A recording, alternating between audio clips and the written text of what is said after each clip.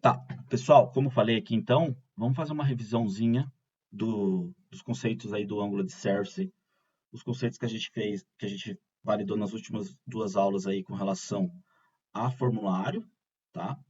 Para que todo mundo consiga se situar, para que todo mundo consiga ficar no mesmo nível, tá, gente? Então, eu vou fazer o seguinte, eu vou abrir o projeto aqui, tá? Vocês vão acompanhando a evolução do projeto junto comigo, tá? Não é algo que comecei agora, é algo que a gente já vem fazendo há algum tempo com o Angular. E hoje, particularmente, eu quero falar então, vamos começar a falar então do conceito de service, tá? Quando a gente fala de service no Angular, a gente tem que exemplificar o contexto, óbvio, porque senão fica perdido as coisas, tá? Então, no Angular, tudo começa pelo módulo, né? Geralmente, quando a gente está querendo resolver um CRUD, uma lista, um cadastro e tudo mais, a gente cria um módulo, né? No meu caso aqui, eu estou criando um módulo na pastinha exemplo, e dentro do meu módulo, que nada mais é que um conjunto de componentes e um conjunto de importações aqui que são pertinentes aos meus componentes, ou seja, elementos, bibliotecas e por aí vai, que eu vou usar nesses meus componentes, o meu módulo representa isso, tá? No meu caso aqui, eu tenho um componente de lista e um componente de cadastro. E o que eu estou cadastrando, se vocês lembrarem, é um veículo, tá?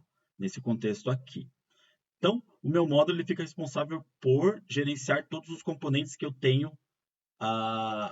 no meu, vamos dizer assim, na funcionalidade que eu quero resolver, ok? Aí eu criei junto com vocês o componente aqui de lista, ou seja, eu quero listar todos os veículos que estão disponíveis no meu back-end, tá? E o componente é legal que ele tem essa característica, né? Ele é uma classe, né? Essa classe ele tem o decorator aqui, @componente, onde você diz qual é o HTML que ele vai gerenciar, qual é o CSS que vai se adequar a esse HTML e qual é o seletor, onde que eu vou pôr essa informação dentro do contexto que eu estou trabalhando, ou seja, na tela. O componente ele tem esse objetivo, ele tem o objetivo de gerenciar uma parte da tela. E para que ele consiga gerenciar uma parte da tela, ele tem que demonstrar um conteúdo. E o conteúdo é demonstrado através do HTML. Então é uma junção, né? É uma separação entre view e controller, eu diria, onde o componente aqui seria o controller e a view seria o HTML, que representa as informações que o usuário vai visualizar. Uma vez criado o nosso componente aqui, eu preciso fazer o seguinte, eu preciso carregar as informações, e essas informações elas estão no nosso back-end, e como a gente sabe, nosso back-end ele usa uma API REST, a gente tem os nossos endpoints, e a informação que vem do back-end para o front-end, ela vem no formato, ou ela usa o protocolo que é o JSON, tá? Então, quando eu puxo a informação do back-end, vem esse JSON e automaticamente o Angular faz o parse desse JSON no nosso model que a gente cria. Ou seja, o nosso model, cada atributo que a gente coloca dentro do model, tem que ter um correspondente no JSON que está vindo do back-end. Se tiver essa correspondência, ele vai conseguir automaticamente fazer o parse, jogar o valor dentro de cada propriedade aqui da classe desse model e vai conseguir carregar essas informações do back, tá?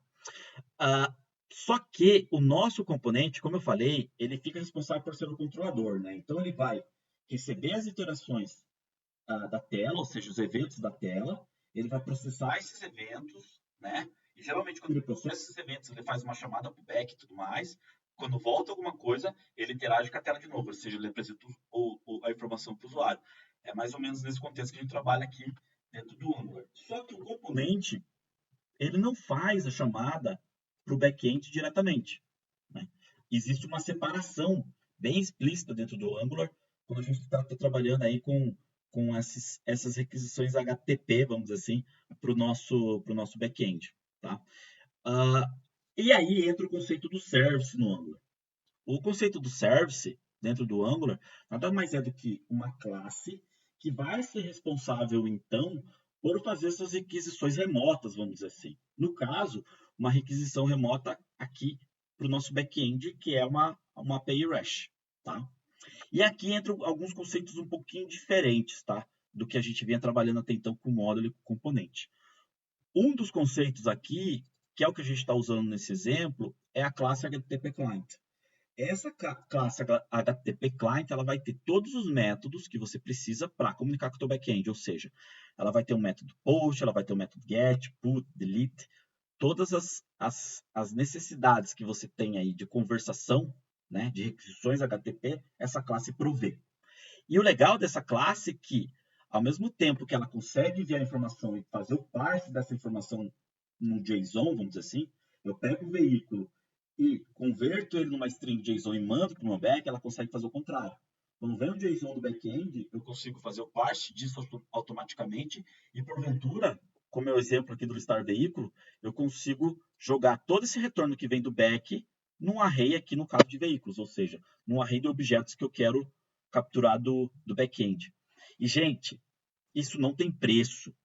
Quem trabalhou já um pouquinho aí, alguns anos para trás, sabe como é difícil fazer parse, como é difícil você capturar essas informações de um protocolo específico como o JSON ou até XML antigamente e transformar isso em objeto. Não é uma tarefa trivial.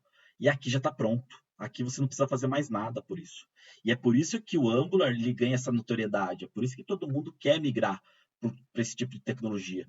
Porque esse trabalho, que era um trabalho um pouquinho mais árduo de se fazer, já está pronto. Mesma coisa do Spring Boot. A galera gosta muito de migrar com o Spring Boot porque você tem um JPA repository que tem tudo pronto ali. Todas as chamadas que eu preciso fazer com banco de dados já está tudo pronto. Eu não preciso reinventar a roda. E aí fica muito mais divertido desenvolver um aplicativo. Tá? Então, a primeira característica do service é essa, é o HTTP Client. E aí a gente vai para a segunda característica aqui, que é os métodos que a gente vai criar dentro do nosso serviço. Isso aqui não é uma característica só do service, tá? Mas é uma característica bem interessante do Angular. Vocês vão perceber aqui que esse método salvar veículo que eu tenho, ele recebe por parâmetro o model aqui, o meu veículo, que tem as suas propriedades, ou seja, eu vou encapsular essas informações que estão vindo da tela dentro do meu objeto, tá? E vou fazer uma chamada, uma requisição HTTP aqui para o meu servidor, tá? Então, lembro, tem o HTTP, ele vai ter o post, eu defino qual que é o URL, ou seja, qual que é o meu endpoint, e eu passo o meu veículo por parâmetro. Ele já faz todo o trabalho sujo, ou seja, ele pega esse veículo, converte no JSON e manda para o back. Simples assim. Tá? Só que tem uma característica aqui nesse salvar veículo que é o quê? É o tal do observable. O que é isso? Esse observable aqui e o post por si só, eles são assíncronos. O assíncrono significa que quando eu chamo o post aqui, ele não fica travado aqui esperando o post terminar. Simplesmente segue o baile. O cursor segue. O processamento lá, né? Do processamento não. Se você olhar um debug do código, linha por linha, a linha não para ali e fica esperando o post acabar. Ela segue. Segue adiante. Aí o que acontece? Esse post vai, bate no back-end, o back-end faz o que tem que fazer e volta. Tá? Quando volta, aí o observable entra em ação. Qual que é a ideia? Vamos aqui olhar no componente. Quando eu fiz a chamada aqui, ó, eu vou pegar o cadastrar aqui, por exemplo. Quando eu faço a chamada aqui ó, no método salvar, ó, eu tenho aqui ó, o salvar veículo. Tá? Quando eu chamo esse método salvar veículo do meu service, e ele é um método assíncrono, o que isso significa? Significa que essa chamada aqui acontece e automaticamente ele já fala, ó, terminou o salvar, o método salvar aqui acabou. Tá? Por quê? Porque ele não fica esperando esse método acabar, esse método é síncrono. Simplesmente a linha de execução desce aqui para a próxima linha, segue o baile. Só que ele tem aqui esse subscribe. Eu estou me inscrevendo nessa requisição. O que significa o subscribe? Significa que ele vai entrar aqui, ele vai executar o post, tá? E aí o post vai ficar rodando. Quando o post terminar, o que ele vai fazer? Ele vai vir aqui no Observable e o Observable vai, de certa forma, observar todo mundo que se inscreveu nessa requisição. Tá? E para todo mundo que se inscreveu nessa requisição, eu vou retornar os dados do veículo que eu acabei de cadastrar. Quem se inscreveu nessa requisição? O método salvar aqui, ó. Tá vendo? Ele está escrito aqui. Ou seja, ele está esperando o retorno do que vai acontecer com aquele post. Quando o retorno acontece, aí ele vem para cá. Existem essas três opções. A primeira opção é, puxa vida, deu certo. Eu consegui capturar os dados do veículo que foi salvo e você pode, no caso aqui, printar na tela. Ou seja, sucesso. Você fez o que teria que fazer. A segunda aqui é, não deu certo, deu um erro. Aí ele vai imprimir aqui uma mensagem de erro. Aqui, moçada, a gente vai ver, talvez na próxima aula, a gente vai ver como é que a gente faz as tratativas de erro do Angular, tá? Uma coisa que a gente precisa ver urgentemente. O Angular, quando ele faz a chamada no back, o back vai retornar um código de erro para a gente. Aqui no Angular a gente vai conseguir mapear isso e mostrar uma mensagem de erro apropriada para o usuário, beleza? Então, ou deu sucesso no subscribe, ou seja, no retorno do post, ou deu algum erro, tá? E, de qualquer forma, quando esse cara terminar com sucesso ou com erro, esse cara aqui vai ser chamado. Geralmente a gente faz algo assim, ó. Aqui a gente coloca o loading, né? Vamos colocar aqui só para exemplificar aqui, ó. Tá? Não tenho aqui, mas vamos supor que eu coloquei o loading aqui, que é aquele círculo lá que diz, ó, tô processando. Quando o loading aqui é colocado, ele faz a chamada no cara, tá? Então, foi. O loading travou a tela. Pá, pá, pá. Quando terminar aqui, ó, a execução, eu posso dar um hide loading aqui. Geralmente é para isso que esse cara existe, né? Algo que começa antes da chamada e algo quando a chamada termina, tá? Então, por isso que eu tenho esse terceiro bloco aqui, que é o bloco de finalização, ou seja, terminou a minha chamada, terminou a minha requisição, beleza? Se eu voltar lá no service, então, ó, eu tenho algumas possibilidades. Eu fiz o post, a diferença do post do get aqui e do post, eu tenho que passar os meus atributos, ou seja, eu tenho que passar as informações para o back-end. E o get, eu quero capturar alguma coisa do meu back-end, tá? Então, eu não preciso passar nenhum atributo. Vale lembrar aqui, então, que nos dois casos eu tenho observable, que é o quê? Retornar a informação para quem se inscreveu na requisição. E aqui eu estou retornando uma lista de todos os veículos que eu achei no back-end. E aqui só o veículo que eu acabei de cadastrar, ou seja, vai vir o ID dele. Ok? Então, basicamente, essa aqui é a característica do serviço. E é dessa forma que você integra o serviço no componente. Aí vamos olhar uma coisa bem interessante aqui, que eu acabei fazendo na aula passada, tá? Se vocês olharem o meu listar, o que que acontece? Quando eu listei o meu veículo, eu listei do back-end os veículos e retornou, ó, eu recebo um array de veículo. Aí, esse array de veículo, eu jogo aqui na minha variável aqui, veículos, tá? E eu criei um data source aqui, que eu carrego todas as informações do veículo para que eu consiga popular na tela. Esse data source aqui é uma estratégia nova, vamos dizer assim, do Angular, para que você consiga renderizar, né, na sua tela todos os elementos que estão vindo do seu back-end de uma forma mais amigável, tá? Então, você cria esse data source, você diz aqui que ele é um map table data source do tipo veículo, tá? Aí você define quais são o cabeçalho, né? Qual que é o cabeçalho da tua página, tá? E por fim, na tua telinha, no teu HTML, ó, você monta a tua tabela, tá? Tem gente que não gosta de tabela, tem gente que gosta de criar div e tal, sabe? Cada um é um jeito. Mas eu acho que as informações que estão vindo do back, a melhor forma é mostrar como table, né? Mas tem o conceito do tableless, que não é uma coisa nova, e aí tem um pessoal que briga. Mas basicamente aqui dentro você vai ter o ng container aqui, ó, e aí você vai definindo qual que é o cabeçalho, qual que é a informação que você quer mostrar, qual que é o cabeçalho, a informação que você quer mostrar. E esse data source, o que ele vai fazer? Para cada veículo que eu encontrar no banco de dados, é como se ele fizesse um loop aqui dentro, ó, dentro desse table, ou seja, ele vai criando uma TR, né, com essas informações aqui, tá? Basicamente, o que ele vai fazer é listar todas as informações que estão vindo do back na tela de uma maneira bem amigável. E aí eu já estou usando o paginator aqui, que é específico do componente para fazer a questão de paginação e tal. E funciona bem. Acho que o Jean comentou que tinha algum bugzinho aqui, parece que ele corrigiu. Então eu imagino que já está bem mais estável aí essa implementação.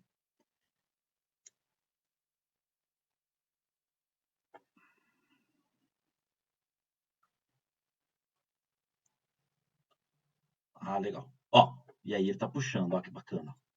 Paginaçãozinho funcionando. Beleza? Gente, o que eu gosto de falar para vocês, ó, e o que eu gosto dessa disciplina, de certa forma me defendendo aqui como professor, gente, isso aqui é real. Olha que legal. Ele está indo no back, está puxando informação, está mostrando. Ó o back que está rodando na nuvem. Então, cara, aproveitem essa oportunidade realmente de tentarem fazer o projeto, de trabalhar, porque isso aqui, gente, é o que o mercado está usando, é o que a galera está querendo que vocês saibam para poder trabalhar. É o que está aí de mais top, vamos dizer assim. Ó, o pessoal colocou aqui o Shopping UP no footer. Tá bonito isso aqui, hein, moçadinho? Deixa eu ver. Sempre tem, né? Já, sempre vai ter. Essa é a graça do desenvolvimento de software. Como é que é em inglês? Workaround. Sempre tem que ter. Se não tiver, é porque alguma coisa tá errada. Beleza? Aí, moçada, aqui, de certa forma, eu exemplifiquei o conceito do service. Não é difícil, né? Então, é uma classe que a gente cria para realmente fazer essas requisições de forma remota, ou seja, para essas requisições para o nosso back-end. Feito isso, aqui no cadastrar, por exemplo, ó, a única coisa que eu faço para usar essa classe service realmente no construtor, fazer a instanciação dela, que feito isso, eu posso usar e já está funcionando aí, como já está integrando com o meu back e tudo mais. Beleza? Aí, moçada, o próximo passo que a gente fez foi o seguinte: eu preciso criar meu formulário. Eu preciso capturar as informações aqui, ó, da tela, no caso marca, modelo. Eu só acho, gente, que a gente precisava de um container aqui, tá? Depois, se vocês quiserem dar uma olhada, ou eu tento junto com vocês, criar um containerzinho para esse cara ficar mais agrupado no centro e tal, não ficar ocupando a tela inteira aqui. Eu acho que fica um pouco mais amigável. Mas, enfim, é algo que a gente pode visualizar, tá? Mas o próximo passo aqui, então, é a questão do formulário. Ou seja, como é que eu encapsulo a informação que está na tela dentro do meu model e mando para o meu back-end, tá? Então, um dos primeiros conceitos que a gente vai ver aqui na questão do formulário é o tal do Form Builder. O Form Builder aqui é a classe do Angular, que é indicada para que a gente monte nossos formulários de uma maneira um pouco mais robusta, com validações e por aí vai, tá? Eu instancio, então, meu Form Builder, e aí no meu Form Builder eu posso criar um Form Group. Ou seja, o Form Group é para cada formulário que eu tiver na tela. Tá? E aí, dentro desse meu formulário, que é o Form Group, eu vou colocando quais são os atributos que eu vou ter. No meu caso, eu tenho o guia veículo, marca e modelo. E o legal do Form Group é que você pode colocar as regras que você quer de tela. Ou seja, as validações, se você tiver... Você pode colocar regex. Ah, eu tenho um cara que é CPF, eu tenho um cara que é data e tal. Então, ele consegue colocar essas validações aí de uma maneira bem simplista, vamos dizer assim, para que tua tela fique mais robusta e o usuário não consiga enviar informações que são inconsistentes, tá? Mas, a grosso modo, aqui, ó, ele já apresenta essa possibilidade do required. Percebam que, quando eu não digito nada, tanto na marca no modelo, ó, ele já deixa vermelhinho aqui para mim, ou seja, ele já está avisando, ó, faltou você colocar a informação, tá? Feito isso aqui, então, ó, pode ver que eu tenho meu componente, no init dele eu já crio meu formulário, tá? O que eu vou fazer agora? Qual que é o próximo passo? É fazer o link desse formulário com o meu HTML. No meu HTML, então, o que eu coloco aqui? Ó? Eu coloco essas propriedades aqui no meu form. Eu coloco o form group, apontando para o atributo de form group que eu coloquei lá no meu componente. No form, eu tenho aqui ó, o submit, que é toda vez que o cara clicar no botãozinho de salvar aqui, ele vai chamar o método salvar, que está dentro do meu componente. E eu tenho os inputs, ó. O que vale lembrar para cada input, e aqui a gente está usando Materialize, né? Mas cada input eu tenho que ter esse form control name. E esse form control name aqui, ó, o nome que está aqui dentro tem que ser uma entrada dentro do meu form group. Aí ele vai fazer a correspondência, tá, gente? Simples assim. Feito isso, olha que bacana, né? Eu clico no meu botão submit aqui, ele vai chamar o salvar, e aí eu vou entrar no método salvar aqui. Aí, o que eu faço aqui, tá? O formulário, ele tem uma propriedade aqui, ó, que é o invalid. O que significa isso? Significa que, se eu não digitar os dados aqui do salvar e do modelo, o meu formulário automaticamente vai validar essas informações. E aquele cara lá vai estar inválido, né? Formulário não ok, ou seja, esse cara aqui vai retornar falso. E aí eu não sigo. Eu emito uma mensagem amigável para o usuário falando, olha, cara, você tem que preencher as informações, se não preencheu, tá? Então é muito bacana isso aqui, esse invalid aqui. Ele já faz para a gente automaticamente, de acordo com todas as regras que você definiu aqui no teu form group, tá? Uma vez que você passou daqui, o que você faz agora? Dentro desse formulário, dentro desse form group, vai ter todas as informações que o usuário digitou na tela. Aqui, ó. Para cada campo que ele digitou, ele vai fazendo uma correspondência no form group, tá? Aí eu preciso pegar o que está dentro do meu formulário e associar no meu objeto, para que eu consiga mandar essas informações para o back-end. Senão, não consigo. Né? Então, existe o objeto assign, que ele faz isso. Ou seja, ele pega tudo que está dentro do form group, todas as informações que o usuário digitou, que já estão validadas, e associa no meu veículo, no meu model. Associando no meu model, aí eu consigo chamar o salvar veículo do meu service e a coisa funciona maravilhosamente bem. Ou pelo menos deveria. Tá? E aí segue o fluxo, né? Eu entro no salvar veículo, eu chamo o post, passo o veículo por parâmetro, ele converte esse veículo para um JSON, vai lá no back-end, o back-end processa, faz o return aqui, o observable vê quem que fez a chamada, que no caso foi o meu salvar veículo aqui, e retorna, se der tudo certo, o objeto veículo, que eu capturo ele e simplesmente imprimo, ó, consegui salvar. Então, todo o processo aqui, ó, se eu for no log aqui, que eu deixei para tentar ficar um pouco mais didático, eu consigo colocar a marca aqui do veículo, né? E o modelo, né? E aí eu consigo salvar. Aí ele processou lá, ele trouxe o veículo. A única diferença que tem aqui do salvar para o que retorna é que ele automaticamente gera o ID, que é o guia veículo, e o próximo foi o 16. Se eu entrar na lista, vocês vão perceber que eu tenho aqui o meu veículo aqui, que é o 16. E esse 11 de 14 e 16 aqui não tá funcionando muito bem, não, tá? Depois a gente vê isso.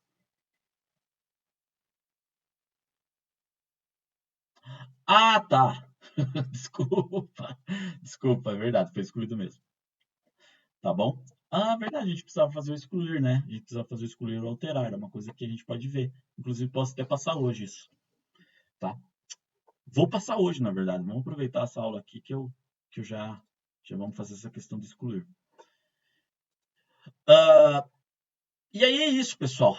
Essa aqui é a questão, então, que a gente fez do formulário, tá?